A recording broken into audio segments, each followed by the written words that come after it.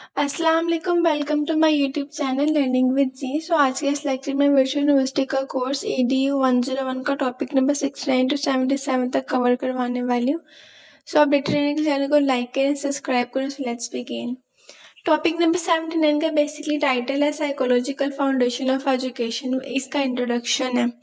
So first of all बात कर लेते हैं साइकोलॉजी की। साइकोलॉजी है क्या? साइकोलॉजी को यहाँ पे वो कह रहे हैं कि एक साइंटिफिक स्टडी है मेंटल फंक्शंस और बिहेवियर्स का। मतलब जो आपका मेंटल फंक्शन है, जो आपका ब्रेन है, उसके अंदर जो फंक्शंस हो रहे हैं उसकी साइंटिफिक स्टडी है। और उसके अलावा ये कि इनकम्पस करती है या कह लें कि अंडरलाइन करती है एक वाइड रेंज ऑफ टॉपिक्स, जिसके परसेप्शन है, कॉग्निशन है, बिहेवियर, इमोशंस एक्सेट्रा इसमें आता है।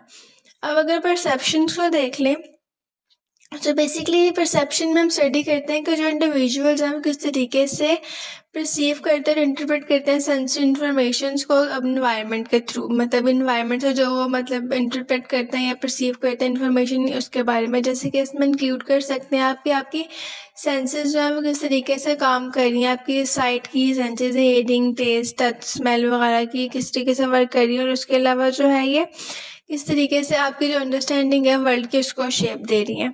सेकेंडली बात कर लें कॉग्निशन की, तो कॉग्निशन बेसिकली जो है वो एग्जामिनेशन या एग्जामाइन करता है आपके मेंटल प्रोसेस को, जो कि आपकी थिंकिंग से, लर्निंग से, मेमोरी या प्रॉब्लम सॉल्विंग, डिसीजन मेकिंग चीज़ों से जो रिलेटेड होता है। सेकेंडली एक जो कॉग्निटिव साइकोलॉजी है वो उसका बेसिकली पर्पस ये होता है कि वो अंडरस्टैंड करें किस तरीके से जो इंडिविजुअल्स हैं वो इन्फॉर्मेशन को प्रोसेस करते हैं और किस तरीके से वो अपने पूरे जो इन्वायरमेंट है, जो वर्ल्ड है, उसकी किस तरीके से सेंसेस या उसको किस सेंस में वो ले रहे हैं। थर्डली यहाँ बात की गई है बिहेवियर्स की। सो बेसिकली जो ऑब्जर्वेशन और एनालिसिस है वो ऑब्जर्वेबल एक्शन या रिएक्शन या रिस्पॉन्स वगैरह जो है वो उनको देखते हैं। मतलब कि इसमें एक्शंस, रिएक्शंस या रिस्पॉन्स ऑफ इंडिविजुअल या ग्रुप को एनालाइज किया जाता है, उनकी ऑब्जर्वेशन की जाती है। इसके अलावा इसमें इंक्लूड करते हैं ओवरऑल बिहेवियर्स भी आते हैं और कोऑवरेट बिहेवियर्स भी आते हैं। ओवरऑल बिहेवियर्स बेसिकली उन्हें कहते हैं जो लोग कोई काम करते हैं, लाइक व्हाट पीपल्स डू। और जो कोऑवरेट है उसमें आपके थॉट्स, फीलिंग और इंटेंशंस वगैरह आ जाती हैं। फोर्थली बात की गई है इमोशंस की, तो बेसिकली इमोशंस जो है ये जो है ह्यूमन इमोशनल एक्सपीरियंस को स्टडी करते हैं इसमें। और उसके अलावा जो है नेचर ऑफ इमोशन को देखते हैं, उनके ट्रिगर्स, उनके एक्सप्रेशंस और इम्पैक्ट ऑफ जो इमोशंस है वो देखते हैं किसी भी ह्यूमन बीइंग पे, किसी भी जो वेल बीइंग पे उसके बिहेवियर की वजह से। फर्दर ये कि जो इमोशंस हैं वो आपकी मतलब साइकोलॉजी एक्सपीरियंस का सेंट्रल पॉइंट भी है। नेक्स्टली यहाँ पे बात कर रहे हैं पर्सनैलिटीज़ के बारे में। सो पर्सनैलिटीज़ इन सेंस के जो आपकी जो एक्सप्लोरेशन है किसी भी यूनिक एंड ड्यूरिंग करेक्टरिस्टिक्स की वो डिफाइन करते हैं, मतलब इंडिविजुअल्स के बिहेवियर और थॉट्स के थ्रू। सेकेंडली एक जो साइकोलॉजिस्ट है वो स्टडी करते हैं पर्सनैलिटीज़ को, ताकि वो डिफरेंट किस्म के जो पैटर्न्स हैं बिहेवियर्स के या इंडिविजुअल डिफरेंसेस हैं उनको वो स्टडी कर सकें। लास्टली बात की गई यहाँ पे इंटरपर्सनल रिलेशनशिप्स को, तो बेसिकली इसमें एग्जामिनेशन होता है कि किसी के जो इंडिविजुअल्स हैं वो इंटरेक्ट करते हैं एक दूसरे के साथ। इसमें आपकी कम्युनिकेशन इंक्लूड हो सकती है, कॉन्फ्लिक्ट रेजोल्यूशन, अटैचमेंट या डायनामिक्स ऑफ सोशल रिलेशनशिप्स भी आपका इसमें ऐड हो सकता है। फर्दर देखिए जो साइकोलॉजी है वो एक डाइवर्स मतलब फील्ड है जिसमें आप डिफरेंट किस्म के डिसिप्लिन्स पढ़ते हैं। उसके अलावा एक क्रूशियल रोल प्ले करिए अंडरस्टैंड करने में ह्यूमन बिहेवियर्स को, कॉग्निशन को, सब चीज़ें हम ऊपर पढ़ चुके हैं वो सब इसमें ऐड होती हैं। सेकेंडली एक सिग्निफिकेंट रोल प्ले कर रही है आपकी एजुकेशन में साइकोलॉजी। एंड जो इसके फर्दर ये कि इसमें जो एजुकेटर्स हैं वो डिज़ाइन कर रहे हैं एक इफेक्टिव लर्निंग एक्सपीरियंस को और एक सपोर्टिव एनवायरनमेंट क्रिएट कर रहे हैं स्टूडेंट्स के लिए। टॉपिक नंबर 70 को देख लें। सो बेसिकली इसमें टॉपिक नंबर 70 से 72 तक कवर किया गया और 73 टॉपिक है, इसमें कोई जिक्र नहीं किया गया। सो अकॉर्डिंग टू दिस इसमें 3 थ्योरीज बेसिकली दी गई हैं, यहाँ पे मेंशन की गई बिहेवियरिस्ट थ्योरी है, कॉग्निटिव थ्योरी और लास्ट पे ह्यूमनिस्टिक थ्योरी है। सो फर्स्ट ऑफ ऑल अगर बिहेवियरिस्ट थ्योरी को देख लें सो इसको जो बेसिकली इनका जो फोकस था बिहेवियरिस्ट थ्योरी का वो ये था कि वो एम्फसाइज करते थे मतलब स्टिमुलस और रिस्पॉन्स का जो रिलेशनशिप था उसको। सेकेंडली ये कि ये इग्नोर कर देते हैं इनर कॉग्निटिव प्रोसेस को लर्नर्स के, मतलब जो उनका इनर कॉग्निटिव प्रोसेस है उसको वो मतलब कि इग्नोर कर देते हैं। और सेकेंडली ये कि इनका जो की कॉन्सेप्ट है वो ये है कि जो थ्योरीज है ये बेसिकली यहाँ पे फोकस कर रही है स्टिमुलस रिस्पॉन्स एसोसिएशंस पर बिहेवियरिस्ट थ्योरी। और सेकेंडली कंडीशनिंग पे फोकस कर रही है, रीइंफोर्समेंट पे फोकस कर रही है। और उनकी जो बिहेवियरिस्ट है वो बिलीव करते हैं कि जो बिहेवियर उसको मॉडिफाई किया जाता है या शेप किया जा सकता है यूज मतलब कि किसी भी किस्म के रिवॉर्ड्स या पनिशमेंट्स दे के। इन सेंस कि अगर आपने वो सलाइवा की एक थ्योरी है साइकोलॉजी की डॉग की, उसमें अगर आपने पढ़ा हो तो वो BF स्किनर्स की है आई गेस, उसमें इसको बड़ा क्लियरली बताया गया। और सेकेंडली ये कि इसमें एम ऑफ इंक्रीज मतलब इसके डिज़ायर्स इंक्रीज करते हैं। मतलब अगर आप बच्चे को किसी अच्छा काम करने पे कोई कैंडी या कोई चीज़ देते हैं तो वो बच्चा दोबारा से वो काम रिपीट करेगा, और अगर आप उस बच्चे को कोई बुरा काम करने पे पनिशमेंट देते हैं तो वो बच्चा वो काम दोबारा नहीं करेगा। एग्जैक्टली यही सारे जो BF स्किनर का स्टोरी थ्योरी है वो भी इसी बारे में है। अब इसमें आइवन पेल्वोव है और जो है BF स्किनर जो है प्रोमिनेंट बिहेवियरिस्ट कंसीडर किए जाते हैं। सेकेंडली यहाँ पे बात की गई है कॉग्निटिव थ्योरी की। अच्छा, जो कॉग्निटिव थ्योरी है बेसिकली उनका फोकस ये था कि वो मतलब इन कंट्रास्ट है बिहेवियरिज्म के साथ, और वो एम्फोसाइज करते थे importance of internal mental process पे। मतलब कि जो लर्निंग का पूरा प्रोसेस है आपके, जिसमें आप लोग सीखते हो या जिसमें एक इंडिविजुअल सीखता है, उसमें जो मेंटल प्रोसेस है इंटरनल मेंटल प्रोसेस उस पर फोकस करते थे। सेकेंडली ये कि वो कंसीडर करते थे इंडिविजुअल्स के प्रोसेस को, स्टोर्स को और उनके रिट्रीव इंफॉर्मेशन को। की कॉन्सेप्ट की बात कर लें, इसका जो कॉग्निटिव थ्योरी है बेसिकली वो एक्सप्लोर करती है कुछ टॉपिक जैसे कि इंफॉर्मेशन प्रोसेसिंग है, डेवलपमेंटल स्टेज है, अंडरस्टैंडिंग्स है, या फिर मल्टीपल फॉर्म्स ऑफ इंटेलिजेंस आ जाता है, प्रॉब्लम सॉल्विंग है, क्रिटिकल थिंकिंग, क्रिएटिविटी आ जाता है इसमें। और ये जो थ्योरीज हैं बेसिकली ये बिलीव करती हैं कि लाइक एक्सप्लोर करने कि किस तरीके से जो लर्नर्स हैं वो एक्टिवली इंगेज करते हैं इंफॉर्मेशन के साथ, ऑर्गेनाइज करते हैं और कंस्ट्रक्ट करते हैं नॉलेज को। और रीन्यूड फिगर्स जो हैं इसमें वो जीन पेगेट्स हैं और लीव्स हैं। ये थर्डली जो है इसका पॉइंट दिया गया फेमिनोलॉजिकल और ह्यूमनिस्टिक थ्योरीज के बारे में। सो इसमें जो है लाइक इसका जो मेन फोकस था वो ये इन थ्योरी का कि होलिस्टिक डेवलपमेंट एंड इंडिविजुअल्स की, इसमें आप like social, psychological, cognitive aspects आते हैं। सेकेंडली ये कि जो थ्योरी है एम्फेसाइज करती है इंपॉर्टेंस, मतलब कि जो इंडिविजुअल्स के एक्सपीरियंस की सेल्फ अवेयरनेस की मतलब इंपॉर्टेंस है उसको वो एम्फेसाइज कर रही है। की कॉन्सेप्ट की बात कर लें तो ये थ्योरी एग्जामिन करते हैं ह्यूमन नीड्स को, एटीट्यूड्स को, उनके फीलिंग्स को, सेल्फ अवेयरनेस को, और फर्दर ये रिकोगनाइज कर रही है ये लर्निंग और डेवलपमेंट्स को डीपली। और ये बेसिकली ये कह रही है कि ये जो दोनों चीज़ें हैं ये पर्सनल एक्सपीरियंस के साथ इंटरट्विन्ड है। सेकेंडली है कि इसमें इमोशंस है, परस्यूट ऑफ एक्चुअलाइजेशंस के बारे में बात की गई, और इसमें जो लीडिंग फिगर्स हैं अब्राहम मास्लो है और कार्ल रोजर है।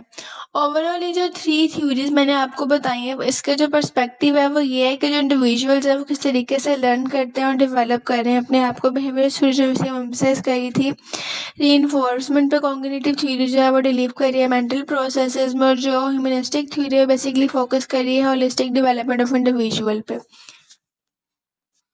टॉपिक नंबर 74 देख लें, जो इसमें बात की गई एडवर्ड थ्रोनडाइक के। बेसिकली एडवर्ड थ्रोनडाइक एक की फिगर थे डेवलपमेंट करने में, मतलब जो मॉडर्न एजुकेशनल साइकोलॉजी है उसमें ये की फिगर है, और इनको as a father of modern educational psychology भी कहा जाता है और फाउंडर ऑफ बिहेवियर साइकोलॉजी भी हैं। उनके जो मेजर वर्क है उनमें मतलब उनके प्रिंसिपल्स हैं, कुछ कॉन्सेप्ट है एजुकेशनल साइकोलॉजी को लेके।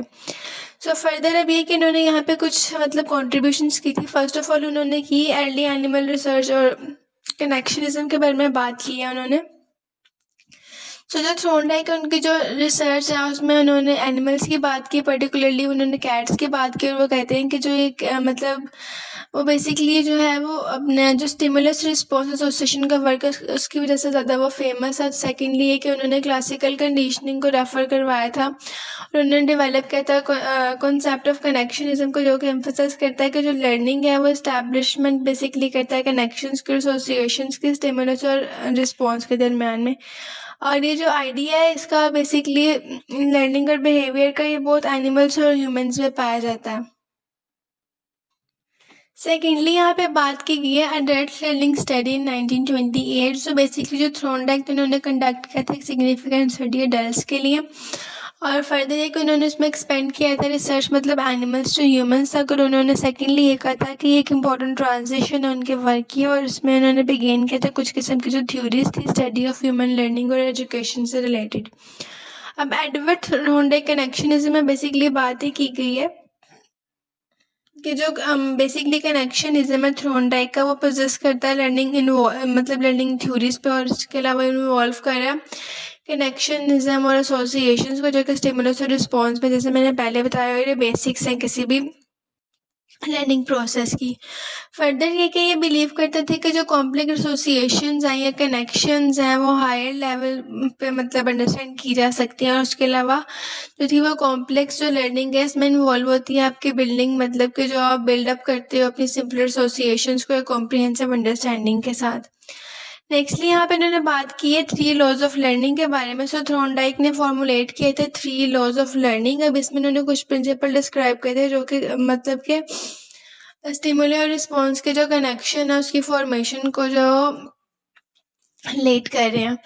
और फर्स्ट ऑफ ऑल इसमें लॉ ऑफ इफेक्ट के बारे में बात कर रहे हैं। So law of effect basically जो है ये लॉ स्टेट करता है कि जो बिहेवियर है वो फॉलो किया जाता है किसी भी पॉजिटिव कॉन्सिक्वेंसेस की वजह से, मतलब कोई रिवॉर्ड या कोई सेटिस्फेक्शन की वजह से, और अगर उसको कोई पॉजिटिव इम्पैक्ट मिलता है तो उसको उसी प्रोसेस को दोबारा रिपीट करेगा। आज मैंने पहले जैसे आपको बताया कि अगर बच्चे को कैंडी दी जाए किसी अच्छे काम के लिए तो बच्चा उस काम को दोबारा रिपीट करेगा। सेकेंडली उन्होंने बात की थी नेगेटिव कॉन्सिक्वेंसेस की, जिसमें पनिशमेंट और डिससेटिस्फैक्शन थी, मतलब कि वो काम वो दोबारा से रिपीट नहीं करेगा। लाइक अगर उसको किसी काम की वजह से उसको पनिशमेंट दी जाए उस बच्चे को तो वो उस काम को रिपीट नहीं करेगा। सो जो रिवॉर्ड्स हैं वो बेसिकली आपके स्ट्रेंथ्स एंड कनेक्शंस बनाते हैं। सेकेंडली यहाँ बात की गई है लॉ ऑफ एक्सरसाइज के बारे में। सो ये जो लॉ है ये सजेस्ट करता है एक मोर मतलब कि एक डीप कनेक्शन, जिसको आप लोग कह रहे हैं कि प्रैक्टिस किया जा रहा है, एक्सरसाइज किया जा रहा है स्ट्रॉन्गर या भी स्ट्रॉन्गर करने के लिए। फर्दर देखिए इसमें जो रिपीटेड एसोसिएशन है स्टिमुलस और रिस्पॉन्स की वो भी इनग्रेन हैबिट्स बन जाती हैं। थर्डली है लॉ ऑफ रीडीनेस। सो थॉर्नडाइक ने पर्पस किया था कि लर्निंग जो है वो मोस्ट इफेक्टिव चीज़ है किसी भी लर्नर के लिए मेंटली और फिजिकली, ताकि वो रेडी रह सके किसी भी स्टिमुलर के रिस्पॉन्स के लिए। और लर्निंग जो है वो बेसिकली फैसिलिटेट कर रही है लर्नर्स को इन अ स्टेट ऑफ रीडनेस ताकि वो एंगेज कर सके अपने आप को इन चीज़ों में। और लास्ट पे ये कि जो एडवर्ड थॉर्नडाइक थे उन्होंने सिग्निफिकेंटली इन्फ्लुएंस किया था एजुकेशनल फिलोसफी में, सॉरी साइकोलॉजी में।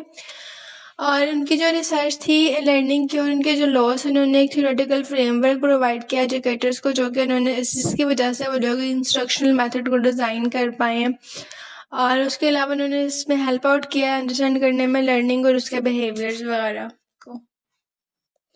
टॉपिक नंबर 75 देख लें तो उसमें बात की गई है लॉ ऑफ रीडीनेस के बारे में, जो मैंने आपसे पहले कहा ये एडवर्ड थॉर्नडाइक ने दिए थे। और सेकेंडली है कि इसमें जो था इससे बेसिकली एजुकेशनल रीडीनेस को मिस इंटरप्रेट किया गया बेसिकली, और उसका जो प्राइमरी फोकस था वो ये था कि रीडीनेस किसी भी इंडिविजुअल को एंगेज करती है स्पेसिफिक किस्म के टास्क और बिहेवियर्स में। अब आगे इसकी कुछ टर्म्स दी गई हैं, लाइक फर्स्ट ऑफ ऑल इसमें डिस्कस किया गया administration misinterpretation of educational readiness के बारे में। सो इन सेंस कि ये जो लॉ है ये समटाइम्स मिस्टेकली इंटरप्रेट होता है, और उसके अलावा ये रिलेट करता है किसी भी पर्सन के एजुकेशनल रीडीनेस के साथ और प्रिपेयर्डनेस के साथ। और सेकेंडली ये कि ये लर्न करता है मतलब पर्टिकुलर सब्जेक्ट या स्किल्स को, उसके अलावा उसका जो स्कोप है वो ब्रॉडर है और एक्सटेंड करता है। सेकेंड यहाँ पे बात करें attitudes and the why should I do this को। अब इसका जो बेसिकली फोकस है वो ये है कि जो लो है कंसर्न करता है एटीट्यूड और साइकोलॉजी के स्टेट के साथ इंडिविजुअल्स की, और पर्टिकुलरली इसमें जो रीडीनेस है वो भी परफॉर्म होती है एक सर्टेन एक्शन के तौर पर, उसे एंगेज करता है ह्यूमन को मतलब एक स्पेसिफिक बिहेवियर में। और इसमें जो क्वेश्चन दिया गया why should I do this, ये इसको भी मतलब एड्रेस कर रहा है, लाइक जो इंडिविजुअल्स हैं उन्हें मोटिवेट करता है और विलिंगनेस के ताकि वो किसी भी किस्म का एक्ट परफॉर्म कर सके। उसके अलावा एक पर्सन को रेडी और मोटिवेटेड रखता है किसी भी किस्म के टास्क में एंगेज होने के लिए। नर्वस सिस्टम रीडीनेस की बात कर लें सो इसमें वो कह रहे हैं कि जो लॉ ऑफ रीडीनेस है वो लाइक साइकोलॉजिकल और मतलब साइकोलॉजिकल रीडीनेस में इन्वॉल्व होता है, लाइक आपके नर्वस सिस्टम में इंक्लूड होता है। और जो नर्वस सिस्टम है बेसिकली वो प्रिपेयर करता है किसी भी पर्टिकुलर एक्शन के लिए, किसी भी किस्म के एग्जीक्यूशन के लिए जो कि सेटिस्फाई करता है आपको या एक इंडिविजुअल को। लास्टली ये कि जो नर्वस सिस्टम है आपका वो रेडी नहीं होता किसी भी रेसिपिटिव टास्क को परफॉर्म करने के लिए। तो इसकी जो कंडक्शन है जो इसकी परफॉर्मेंस है वो डिफ़िकल्ट भी हो सकती है, फ्रस्ट्रेटिंग भी हो सकती है और अनोइंग भी हो सकती है। ओवरऑल जो टॉपिक था इसका बेसिक पर्पस ये था कि इसमें जो लॉ ऑफ रीडनेस है उसकी इंपॉर्टेंस को अंडरस्कोर किया गया। इसमें इंडिविजुअल साइकोलॉजिकल चीज़ों को बताया गया जिसमें कि वो जो एक इंडिविजुअल है वो स्पेसिफिक किस्म के टास्क में एंगेज होता है। फर्दर ये कि फोकस करता है एक पर्सन के मोटिवेशंस पर, विलिंगनेस को, ताकि वो एक प्रॉपर एक एक्शन परफॉर्म कर सके। और उसके अलावा इसमें जो बात की गई है वो ये है कि क्रूशियल रोल प्ले करा है किसी भी एजुकेशनल सिस्टम में या इंस्ट्रक्शन देने में किसी भी किस्म की सेटिंग में। टॉपिक नंबर 76 देख लें तो इसमें बात की गई है लॉ ऑफ एक्सरसाइज की। ये भी वही एक लॉ है जो कि एडवर्ड थॉर्नडाइक ने प्रोवाइड किया था लर्निंग लॉज ऑफ लर्निंग में से, और इसे बेसिकली एम्फेसाइज करता है कि रोल ऑफ रेपिटेशन को और प्रैक्टिसेस को जो कि आप किसी भी स्ट्रॉन्ग कनेक्शन बनाने के लिए स्टिमुलस और रिस्पॉन्स के दरम्यान में यूज़ करते हैं। फर्स्ट ऑफ ऑल यहाँ बात की गई है स्ट्रेंथ ऑफ कनेक्शन के बारे में। So according to this law जो स्ट्रेंथ ऑफ कनेक्शन है बिटवीन स्टिमुलर एंड रिस्पॉन्स वो डायरेक्टली प्रोपोर्शनल है फ्रीक्वेंसी के साथ। ड्यूरेशन आ सकती है इसमें, इंटेंसिटी ऑफ अकरनेस आ सकती है, और अदर वर्ड्स में अगर आप कहें तो ये मोर एसोसिएट करता है किसी भी प्रैक्टिसेस के साथ और ये उसको ज़्यादा स्ट्रॉन्गर बनाता है। सेकेंडली बात की गई है यहाँ पे justification for drill repetition and reviews के बारे में। तो जो लॉ है जस्टिफाई कर रहा है यूज़ ऑफ ड्रिल को या रेपिटेशन को और जो रिव्यूज़ हैं किसी भी लर्निंग प्रोसेस के। फर्दर ये कि जो लर्नर है जब वो एक एक्शन को रिपीट करता है अपनी प्रैक्टिस स्किल के तौर पे तो वो रीइंफोर्स करता है किसी भी मतलब के जो स्टिमुलस और रिस्पॉन्स के जो दरम्यान का कनेक्शन है उसके साथ। और ये जो रेपिटेशन है ये हेल्प करती है आपके एसोसिएशंस को ताकि वो रोबस्ट करे और ईजी हो रिकॉल करने के लिए। थर्डली यहाँ बात की गई है कॉन्टेम्परेरी एप्लीकेशंस के बारे में। सो ये जो प्रिंसिपल है ये लॉ ऑफ एक्सरसाइज में बेसिकली स्टिल रेलिवेंट है कॉन्टेम्परेरी एजुकेशंस के साथ, इन सेंस के इसमें साइकोलॉजिकल कॉन्टेक्स्ट भी आता है। फर्दर ये कि इसका जो बिहेवियर है उसको जो बिहेवियर मॉडिफिकेशंस हैं बेसिक स्किल्स हैं वो इंस्ट्रक्शंस के तौर पे यूज़ हो रही हैं। और इसमें जो कुछ एरियाज हैं जो कि स्पेशली यूज़ किए जा रहे हैं जैसे कि कॉग्निटिव बिहेवियरल थेरेपी है जो यहाँ पे रेपिटेशन ज़्यादा की जा रही है और एक क्रूशियल रोल प्ले कर रहा है मॉडिफाई करने में आपके बिहेवियर्स वगैरह को ओवरऑल। अब लास्टली ये कि ये जो लॉ ऑफ एजुकेशन है लॉ ऑफ एक्सरसाइज है बेसिकली वो रिफ्लेक्ट कर रहा है डिफरेंट किस्म की टीचिंग्स को, लर्निंग को, स्ट्रेटजीज को जो कि इंकरेज कर रही है प्रैक्टिसेस को, रेपिटेशंस को, और एक कनेक्शन बना रही है आपकी नॉलेज और एप्लीकेशन में, या कह लेंगे स्टिमुलस और आपके जो रिस्पॉन्ड है उसके बारे में एक मतलब कनेक्शन दे रही है और अंडरस्कोर कर रही है कि जो कंसिस्टेंट प्रैक्टिस है रिव्यूज़ हैं वो किस तरीके से इफेक्टिव मेथड में इन्हांस कर सकते हैं लर्निंग और स्किल डेवलपमेंट्स को। टॉपिक नंबर 77 जो है उसमें लॉ ऑफ इफेक्ट के बारे में बात की गई है। Law of effect in sense कि ये मतलब थर्ड लॉ है आपका लॉ ऑफ लर्निंग में एडवर्ड थॉर्नडाइक ने जो दिया था, और इसमें जो बात की गई बेसिकली डील करता है वो कॉन्सिक्वेंसेज ऑफ बिहेवियर के साथ, उसके इम्पैक्ट के साथ, उसकी स्ट्रेंथ के साथ, एसोसिएशंस के साथ। सो फर्स्ट ऑफ ऑल जो है रिस्पॉन्स एंड कॉन्सिक्वेंसेज की बात कर रहे हैं। बेसिकली इसमें ये बात की गई है कि जो लॉ ऑफ इफेक्ट है वो पोजेस कर रहा है किसी भी किस्म का रिस्पॉन्स जो कि आपके सेटिस्फैक्शन को और पॉजिटिव आउटकम्स को लीड अप करता है और ये कनेक्शन बनाता है, स्ट्रॉन्ग कनेक्शन बनाता है स्टिमुलस और रिस्पॉन्स के दरमियान। फर्दर ये कि ये जो रिस्पॉन्स है ये आपको डिस्कम्फर्ट और नेगेटिव आउटकम्स भी दे सकते हैं जिससे आपके जो कनेक्शन है वो वीक हो सकते हैं। सेकेंडली यहाँ पे justification for reward and punishment की बात की गई है। एज सेम जो मैंने पहले बात की वो कैंडी वाली, एक बच्चे को अगर आप कैंडी देंगे तो वो मतलब वो काम दोबारा रिपीट करेगा, अगर आप उसे पनिशमेंट देंगे तो वो काम दोबारा रिपीट नहीं करेगा। थर्डली यहाँ बात कर रहे हैं स्किनर ऑपरेंट मॉडल की। अब जो बेसिकली मॉडल जो मैं आपको शायद बता रही थी पहले भी, सो इसमें लॉ ऑफ इफेक्ट के बारे में बात की गई, मतलब जो BF स्किनर ने दिया था ऑपरेंट कंडीशनिंग मॉडल दिया था। सो इसमें जो था स्किनर ने बेसिकली कहा है कि उन्होंने थॉर्नडाइक के वर्क को बेसिकली एक्सटेंड किया और उन्होंने एम्फेसाइज किया था बिहेवियर पे, मतलब कि जो बिहेवियर है वो कॉन्सिक्वेंसेस की मतलब वजह से ही शेप किया जाता है। सेकेंडली ये कि जो ऑपरेंट कंडीशनिंग है उसमें उन्होंने रीइंफोर्समेंट की बात की, मतलब पॉजिटिव और नेगेटिव चीज़ों की बात की, मतलब जो इम्पैक्ट्स हैं उस पनिशमेंट के और लॉ ऑफ इफेक्ट में। ओवरऑल ये कि जो एजुकेशन या बिहेवियरल साइकोलॉजी है इसमें लॉ ऑफ इफेक्ट हाईलाइट कर रहा है इसको, इसके अलावा जो इसकी इंपॉर्टेंस ऑफ यूजिंग है या जो इसके कॉन्सिक्वेंसेज है वो भी इसकी जो है इफेक्ट्स पे ही मालूम होते हैं। मतलब कि अगर वही कैंडी वाली बात के जो एक बच्चे को अगर आप कैंडी दोगे तो वो अच्छा काम करेगा, अगर उससे पनिशमेंट दोगे तो वो उस काम को दोबारा रिपीट नहीं करेगा। और ये जो प्रिंसिपल्स हैं बेसिकली ये अप्लाई करें एजुकेशनल बिहेवियर मॉडिफिकेशन स्ट्रेटजीज वगैरह में।